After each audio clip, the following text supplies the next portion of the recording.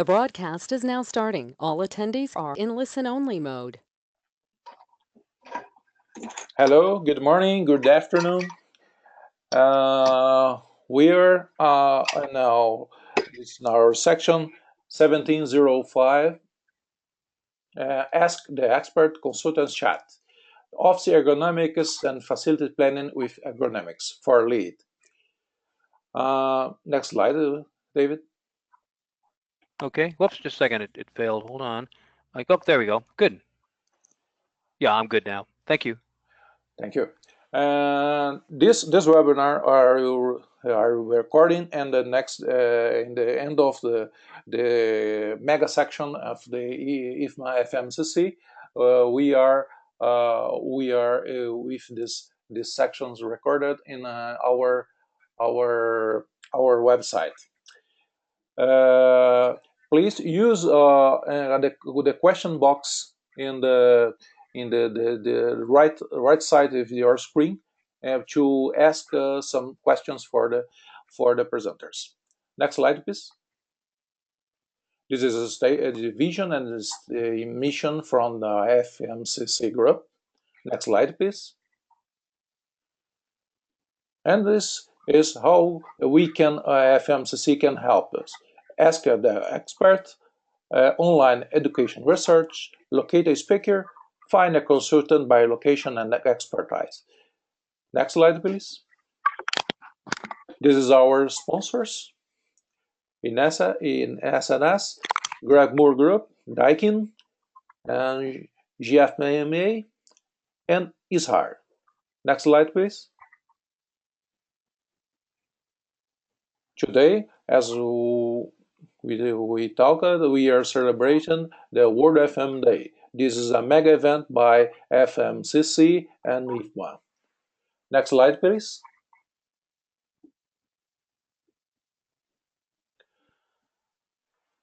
You should have it, Ricardo. Good. Okay, this is our group that are the team that are working very hard to show this mega event with more than 35 sections around the world. Next slide, please. This is our speaker face. Next slide, please. And here is Alison. Hello. Whoops, sorry, I put myself, there we go, whoa. Good. And this is David Reynolds, the other panelist. I'm sort of at the IFMA host here too. And Alison Heller-Ono is here to lead this evening. And Alison, could you introduce yourself? Yes, thank you so much for inviting me to Ask the Expert session tonight. And to the worldwide listeners out there, thank you for attending. My name is Alison Heller-Ono, and I'm sure you're wondering, how could a physical therapist, what's that have to do with facility management, right? So I'd love to just tell you a little bit about myself and give you some context. And that way we can really talk deeply about ergonomics and facility management, because there is a huge connection between physical therapy, ergonomics, and facility management, believe it or not. My background, you can see there's alphabet soup behind my name. I do have my master's in physical therapy since about 1987, and I have a credential as a disability analyst, as well as 2 national credentials in ergonomics as a certified industrial ergonomist through the Oxford Research Institute, and certified professional ergonomist, part of the Board of Certified Professional Ergonomists. As well, I'm proud to say I'm the only PT ergonomist who is a certified management consultant through the Institute for Management Consultants. So, you know, I wanted to explain my background a little bit. I've been a PT for over 30 years, and it's really there where I got my start and my interest in how people work. And what I mean by that is I realized when I was in the clinic, I could only help one injured person at a time. But when I worked with businesses, I could help all employees to be healthier and to work safer. And this is really what my focus of my career has been, and that has been to keep people safe and healthy in the workplace. And this is where my passions grew, to help people with functional impairments, disabilities, and as well people that are just healthy, to keep them healthy in the workplace. And this is really my foundation around ergonomics, was through observation and understanding of how people work and how injuries occurred.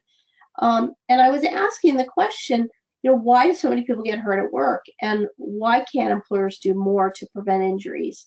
And it was over this period of time early in my career where I found basically ergonomics as my passion and calling.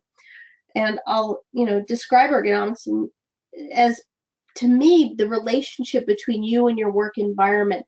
That includes the tools and materials you handle, the tasks that you perform, and the environment in which you perform it in. So it's an interrelationship, and it's a system between the tools we use, the tasks we perform, the people we work with, the organization in which we do it, and the demands it places on us. And so to me, this has been my lifelong study. As my passions grew, so did my speaking, both nationally and internationally.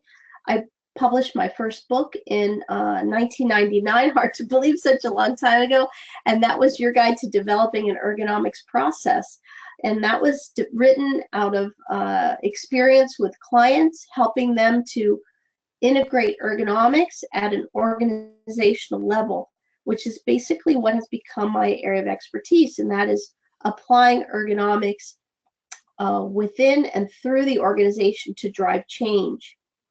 And I worked on that premise for many years as a consultant.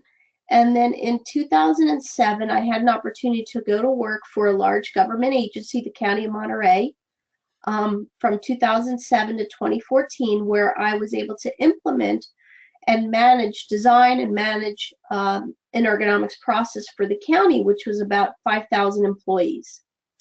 And through the course of my work, I objectively measured and assessed all changes that I made through that process and documented it in a 5-year prospective outcome study, which is that white paper you see on the image on the slideshow. And that's something I'm very proud to have achieved, because there aren't really a lot of good papers about long-term studies of the impact of a preventive ergonomics process at an organizational level and what it does for employers. And it's through my work at the county that I realized how vital facility management and facility planning with ergonomics is. And so I'll talk a little bit more about that in our Ask the Expert tonight. But one other thing that came out of my work at the county was how awful our chairs were, but yet how critical they were to about 4,000 of our workforce. We basically a service-based organization using computers to make decisions and communicate with people. And so 90% or so, a little less, 80% or so of our population was seated workforce. And I needed a way to show management that the chairs needed to be replaced, or they were in very bad shape, still under warranty, and needed to be repaired. And this is where I developed the concept of helping facilities understand what kind of chairs we had and the quality and competency of those chairs so that they could make a better decision. This is basically an inventory process that is driven by some predictive analytics, which is really what a lot of facility managers are missing in their operations. So tomorrow I'll be talking about our facility managers to blame for work injuries in the workplace. And I do feel that they have a significant role based on some of the decisions they make, because they are not necessarily being driven by objective predictive analytics. So with that in mind, that's a little my background. I'll just go ahead and open the floor to any questions that we might be able to take at this time. Thank Let me you. give a few seconds of intro, Allison, and then Yes, please, we'll David. slip over there. David Reynolds, and I promise that we didn't arrange this, but I am sitting in my home in a knee brace. I am very safe. I am very safety conscious. I nonetheless did something, took a wrong step, and I've had knee surgery in the last several days. So I'm certainly grateful to PT. Um, my background as a panelist, which may be helpful in the course of the conversation tonight, is coming from life environmental sciences, healthcare, especially with children, aviation. I was a military pilot, and engineering, electrical engineering, and a lot of work, uh, field work, work in considered dangerous environments where safety was highly institutionalized. So I've got quite a safety of culture implanted, which shouldn't keep me from doing the injury to myself. With respect to IFMA, I've been an FMP since 2005 and CFM in 2014, and I am active in the host organization, FMCC, as co-chair, STAG. I basically the vice chair, as it were, for Ricardo, who's hosting our presentation tonight, and also the occupation, excuse me, the operations and maintenance, health and safety community. So I'm in both. So let's go to the next slide. There we are. That we want to be, Allison? Yeah, that would be fine. That's quite the commendable career there, David. Right. And I should say also to our listeners, there are several means you can communicate, or you can use to communicate with us. You can use the chat box or question box. Chat box is easy on your control panel. You can also raise your hand using the hand raise in the upper left part of your control panel, and we can give you a microphone at that point. So, Allison, the lead is yours, and to those of you listening, please feel free to participate in any way that you want. We'll do a little conversation here. I'll try to ask a few questions once I hear from Allison a little bit, and we'll just see if we can get it going. But do feel free to intervene at any time. We're listening. Thank you. Allison, all yours. All right. Well, thanks so much. Well, I figured that, one of the things that I would like to, that I thought we would stimulate some discussion around is the importance of office ergonomics and the role of facility managers and facility management. In my 20 plus year career as the lead consultant and president of Worksite International, one of our areas of expertise has been office ergonomic analysis, helping individuals as well as departments and organizations apply office ergonomic concepts. And I've seen over the years the role that facility managers play, and find that sometimes that a lot of the decisions that they make may contribute to some extent to how employees feel because of the selection of workstations, selection of chairs, design, interaction with architects, and so forth. So I thought that this might be a good topic for us. And on the same line, I'll go ahead and just stop for a second there. Did you have a thought, or David? Oh no, I was agreeing with you. Sorry, you so captivated my interest that I that I said, well, yes. Go ahead. I'm sorry. Over to you. I love the topic. Well, and I really have over the years just begun to appreciate the fact that when you are, setting up an organization and putting in furniture and equipment and chairs and laying out design, that the role of the architect, interior designs, facility management, and purchasing is really lacking in understanding the role and the importance of ergonomics. Which brings me to the next point, and that is facility planning with ergonomics. How do you integrate it? And one of the best ways, which has really come about in the last, 5 years or so, is the, of course, the popularity with LEED, and how the leadership in energy and environmental design earning credits through that, and the integration of ergonomics into LEED. And there's pilot credit EQPC 44. Now, it's only worth 1 point, but the reality is that it hugely impacts the human in the organization. And why else are we building these buildings and having people in them other than for humans to work? So while it only is 1 point, the strategic implementation of this point is hugely valuable in my experience. So I thought that this might be a good opportunity to talk about the intent of the credit, how to engage with a CPE, a certified professional ergonomist, developing the ergonomic strategy, how to integrate that, and what to measure, because those are the things that you need to do if you're going to move forward with LEAD. So those are the topics that I thought might be kind of interesting to talk around. And if you have individual questions regarding your own work area, I'm certainly open to those, and or just generalizations. So. Hey, Alison, this is your CFO speaking. Are we? Well, how come we're barking up this tree anyway? What do you have? What in your background suggests that this is going to give us better work performance or less absence or fewer lawsuits or what have you? Whoops, sorry about that. I mean, make your CFO happy before we go any further with this. Okay, so why should you invest in ergonomics? That's basically your question, is that right?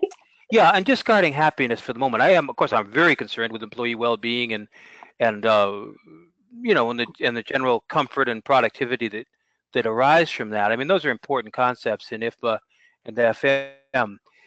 But also, we've got real money here. We're doing a capital project, or we're doing a steady renewal of our office furniture, and it's a good piece of change. And you've got 4,000 employees. We're using this stuff. We've got 5,000 total. You know, and even if it's a small amount of money, a few hundred apiece, that's still a good bit of change out of the county's budget. So take me there. Why do I need to be, when I go into CFO and she starts pulling my chain, how do I respond? Well, obviously that's, you know, the main question. Why should I invest, or why should a company invest in ergonomics? And the reason is because you have to look at the cost benefit or the downside of not doing it. So one of the things is that we really look into, and this is a lagging, we look at lagging indicators, which are really work injuries. And so whenever we do consulting, we ask as part of that, you know, what's driving the request and why should we make these changes? When you look at the cost of work injuries, not just those above the tip of the iceberg, but the cost below, the indirect costs, which can be probably anywhere from 3 to 11 times the actual cost of an injury.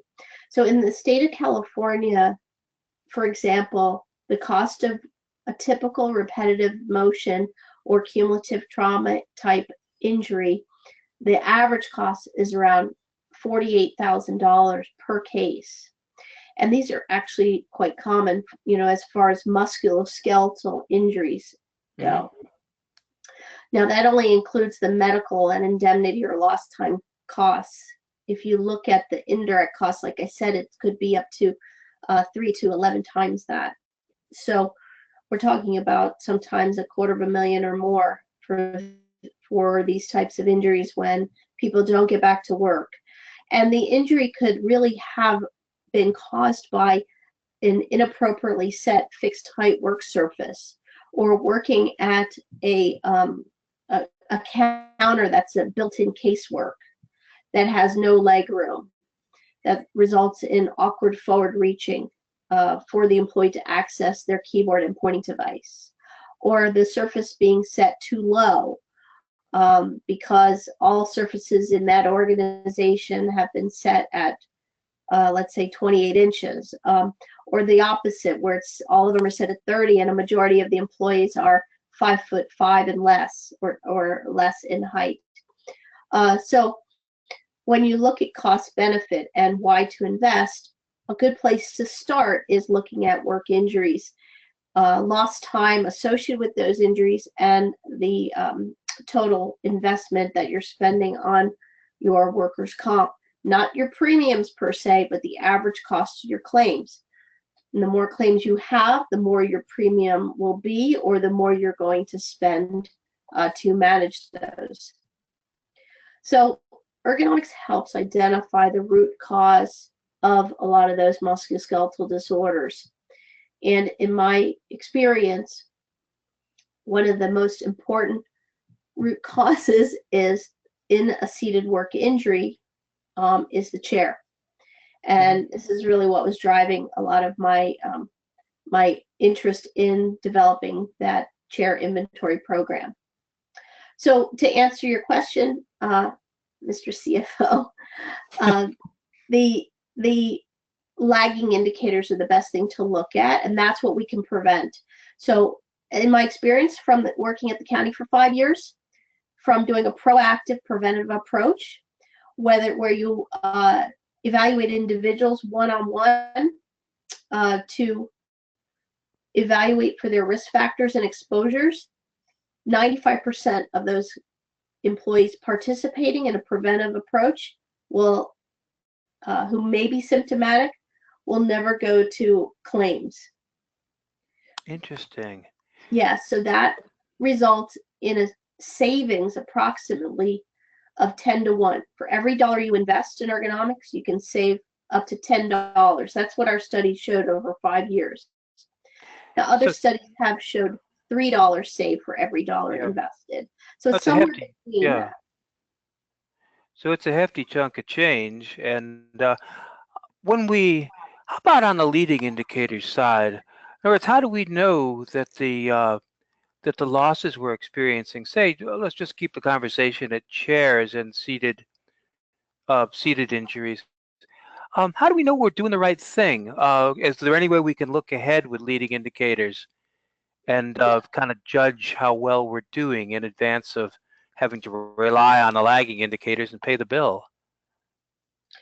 So it's always good to look at those leading indicators, and that's where macro ergonomics is so valuable, because it looks at what we call the socio-technical systems that employers have in place. That is, systems that help keep people safe, the systems they use for communication and to perform work, as well as the technology. This includes how we interact with each other, the policies and procedures the organization has in place, how we are able to report our concerns to our employer, as well as the environment, how the environment is set up, which includes the selection of furniture, equipment, and accessories, the maintenance of those products, how well we do to maintain the safety of our equipment. And when it comes to these types of injuries, the chair is probably the number one thing that flies below the radar. I like to say, when I talk about chairs are foundational. If you don't have a good foundation, then you cannot possibly have good ergonomics. So if your chair is not providing appropriate postural support, fit, and you understand how to use it, then you're not going to set it up correctly, regardless of how good or how adjustable your work surface is. So furniture, and then the last link really is knowledge and education on how to use effectively what we've been given. So those are the factors that, as far as looking at leading indicators, around training, product selection, facility setup, policies and procedures, and communication pathways. Well, I want to get to lead. Thank you. I want to get to lead in a little bit, but I see something else that maybe is an opportunity arising here that I hadn't seen for FM and for health and safety, to partner with people who are working in chairs, some of them, of course, themselves, but to be able to observe, to be able to point out when something is amiss, when that foundation you speak of seems to be not so well founded. Am I seeing an opportunity there, possibly, or is this something that employee by employee they just know? I mean, how can FM help out, I guess is what I'm saying. Yes. So, boy, people, okay, this, I always say this also. I have a couple of, I call these alleyisms. That's all right. That ergonomics is not intuitive. Neither is how to operate an ergonomic chair. It's far from intuitive. In addition, it's not common sense. In order for something to be common sense, it must be commonly taught and commonly practiced. And Oops, so sorry. we're just not there as far as ergonomics. It's not necessarily commonly taught. It's not commonly practiced. And it is, I think that people don't really grasp the true definition or understanding, or its role. If you look at how ubiquitous and we are with, our phones and our iPads and all that stuff impacts that's all the human factors in ergonomics is when you handle these products and so forth. So the bottom line is it's very mindless. We're not very mindful when we sit. And part of it, I feel, begins with orientation. When the person comes into work or is newly hired, that they have just a brief training program. They go through a 30-minute live training or an hour to learn about ergonomics, how to set up their workstation, how to use their chair effectively. Now, this is one of the strategies we use at the county, is that from the point of hire, you participate in training, and then you participate in an ergonomic assessment where someone who is well trained, whether it's an in-house person or an outside provider, shows that employee how to adjust and use their chair effectively and assesses for a good fit. And if there's not a good fit, then to look for alternatives. And you mentioned what's the role of the facility manager and all this. Well, it comes down to what are they picking? And I ask that, who's the picker in the organization? Well, quite so, actually. That's the person that works with the architects and engineers and the CFO and so on as a proposal matures and ends up. I guess that's what you meant by picker, isn't it? Somebody has to make a decision sooner or later about a purchase, about a proposal. Is that it? That's right. That's right. Yeah. Who's picking the furniture? Who's picking the chairs? And what do they know about anthropometrics, which is the measure of man? What are the demographics of the workplace? Who will be using these tools and this furniture, and how will they fit?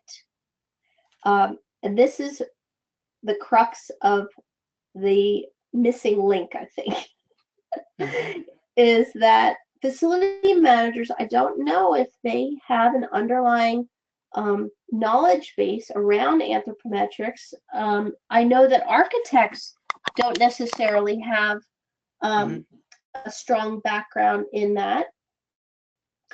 And when you are designing, who is going to be using or working in the area in which you are designing? And this is a key question of what are the functional tasks people will be doing and who will be doing it? Well, actually, human factors are recognized as a core competency in FM, so that certainly opens a window, or if not a door. So we do have justification to learn about these things and to be able to call upon, well, that's the old Ghostbusters story. Who are we going to call?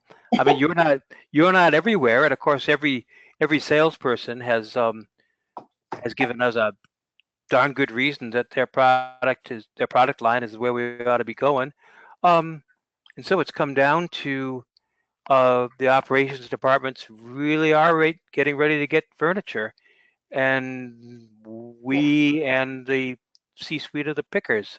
So what do you recommend we do? I'm sorry, I keep steering you away from lead, don't I?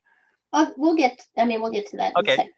But I think there's the adage buyer beware is really important. in the Yeah. sense that when you are working with, and a lot of times, when you're doing facility planning and you're getting ready to purchase and you bring in your vendors and you might bring in some of the big names, the major manufacturers, the top 3 or so, without mentioning any names. I think for the most part, those products are really good. It's when you're dealing with more mid-market or you're looking to buy at a budget, this is where problems really can begin to develop, because a lot of the vendors will throw in a value added. So they'll put in lower end keyboard trays that are poorly designed.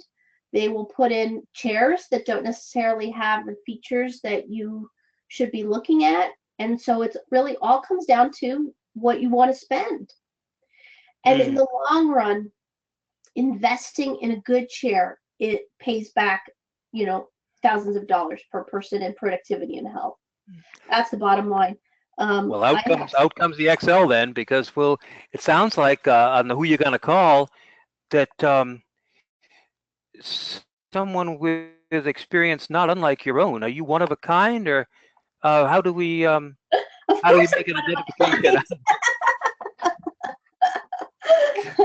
Yes. Well, that's because a few $1,000 a stitch in time saves 9. We want to do in a timely way. We want to get someone to adjust our lenses about this. Sure. Well, I think that's the CPE credential, and Okay. people who have this credential they should be able to help assist in vetting what you're buying, and that's the point, is to engage the ergonomist in this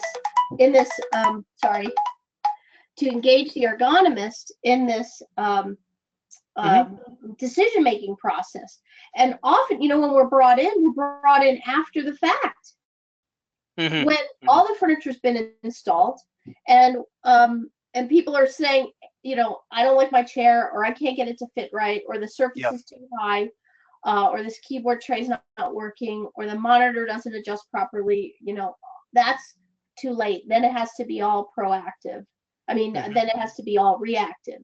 So when you bring the ergonomist in up front and allow us to participate with the architect, the interior designer, and the facility manager in the planning process, we can help to set your standards for these products and justify why you should make these investments. So if you have to set a counter at a certain height where many people will work, we can help you answer the question, what height should we set it at?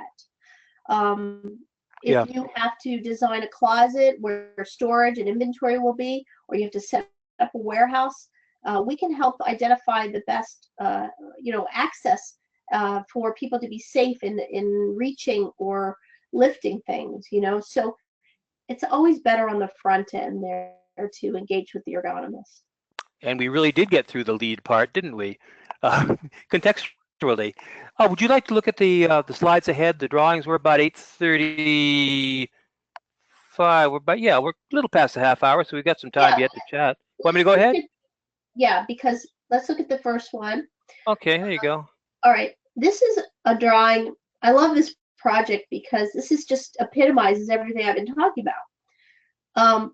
This is drawn by a reputable company, and this is a medical reception counter on the bottom side of the screen, where it says reception registration. And on the back side is the discharge. So I want to focus just on the reception area.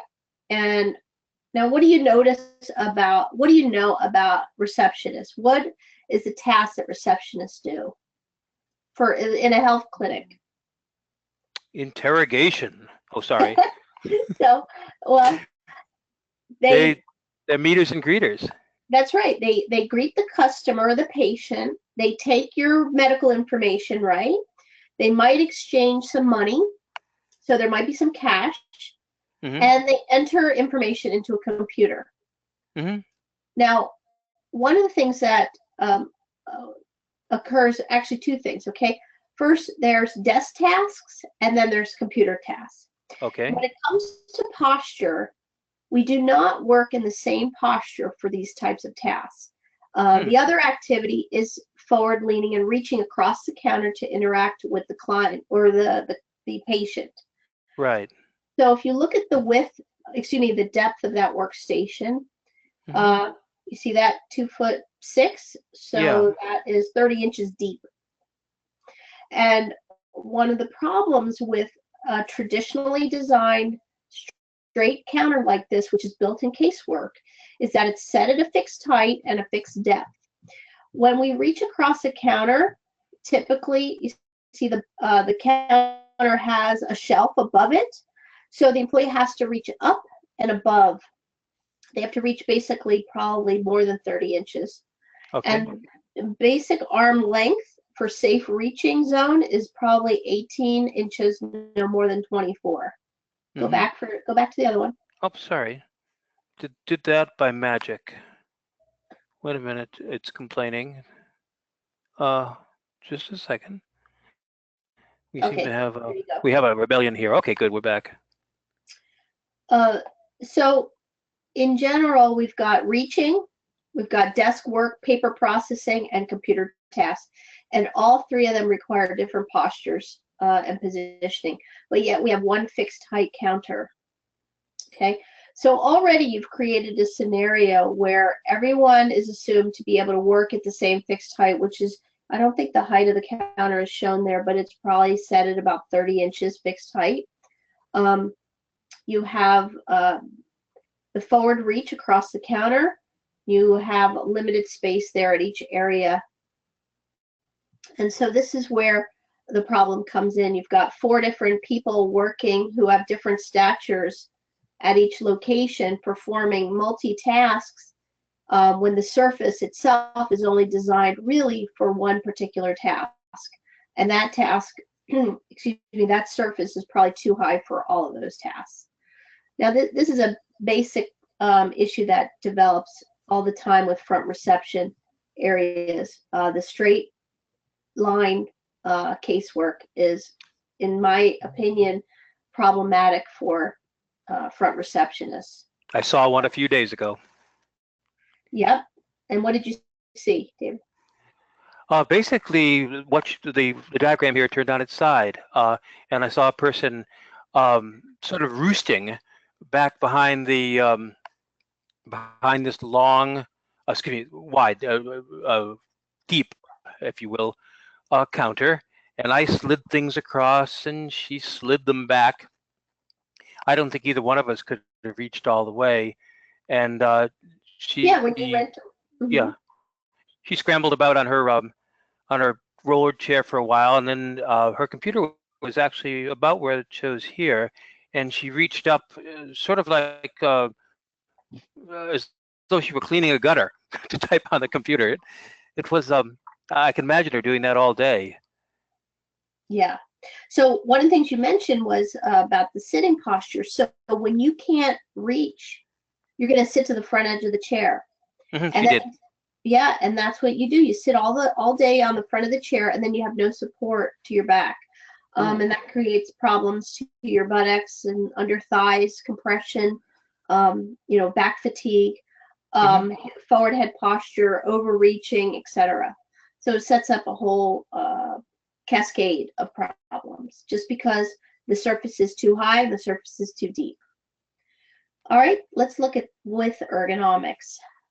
So this, I had a chance to participate and help the architect and the interior designer figure out a better way for employees to interact from this work area. Simple change in the orientation and a simple reduction. It doesn't show necessarily yeah, there it is, the depth.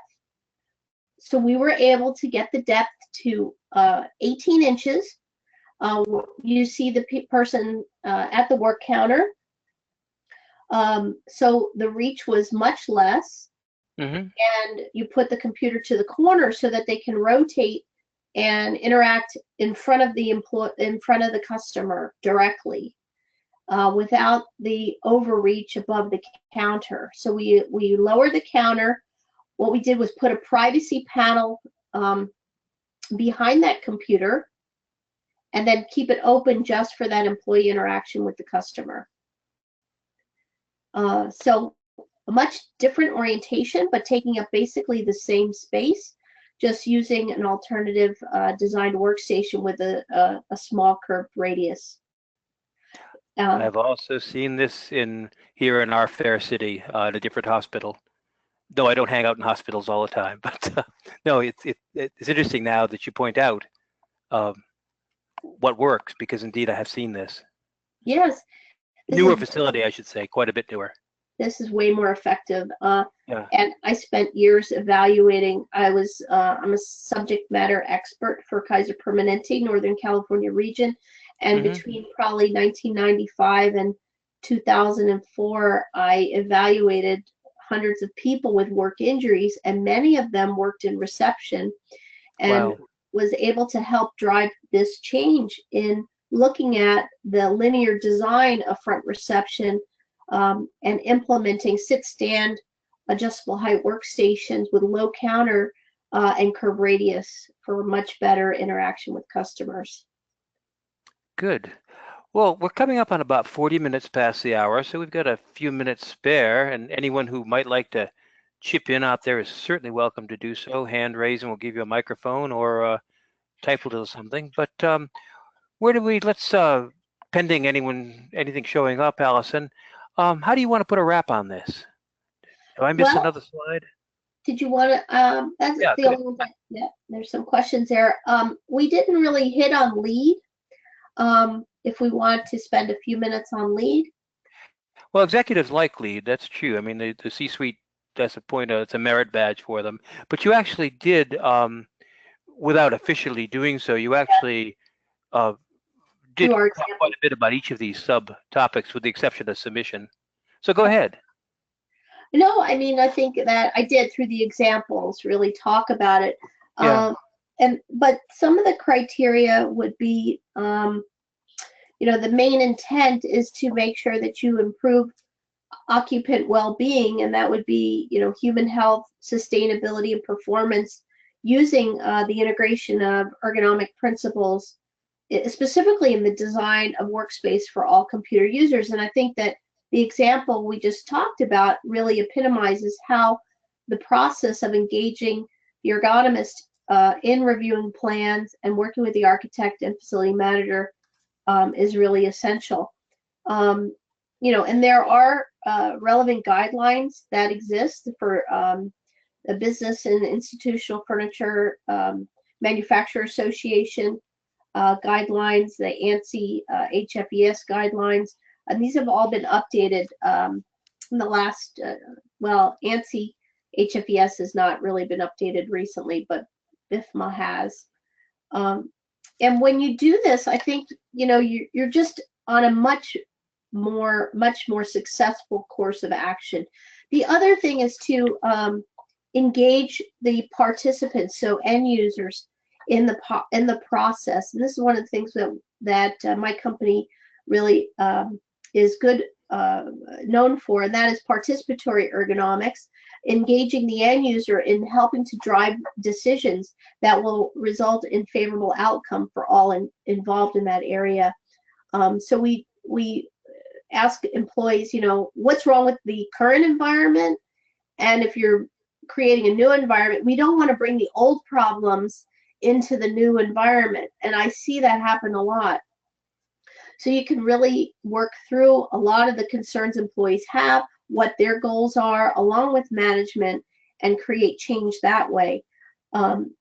Obviously, the collaboration with the ergonomists can and should result in better design, layout, furniture, and equipment specifications, give you better strategic goals around using the standards and guidelines, understanding the occupants' needs, and most importantly is providing education to people, as I mentioned earlier.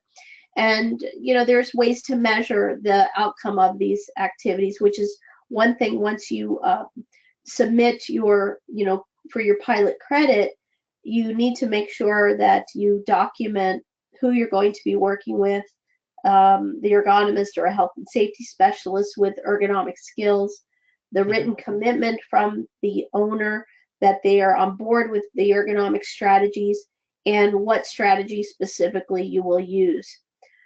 So I think that this is really what creates a successful workplace, when you plan and implement with ergonomics in mind from the very beginning. Like so much in FM from the very beginning. Yep. Right. Well, speaking of the very beginning, we're slipping on toward the very end. Alison, if you're good at this point, I'll turn it back to Ricardo to do our little send off here. And when we're done, hang on the line for a minute, if you would. Absolutely. Thank you so much. I want to thank all the organizers for IFMA, the Facility Management Consultants Council, and for inviting me to participate tonight and tomorrow in this World Facility Management Managers Day. It's really been a pleasure. We appreciate it. I'm taking CPE in my permanent memory. Thank you. Ricardo, going back over to you. Here we go. Okay. One more. Should give you one. There you go. Okay. Well, thank you, Alison. It's a very good, very interesting presentation, and understand a little more about this topic. Thank you very much. Well, this is our next schedule.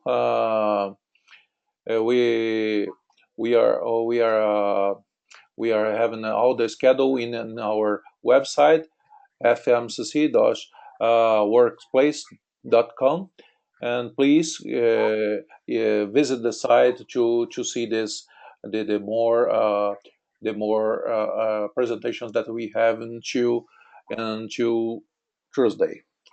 Next slide, please. This is what we can do. This is our FMCC mobile application that we have. This application is for iPhone and Android. Only to go to the iPhone or Android store. Next slide, please.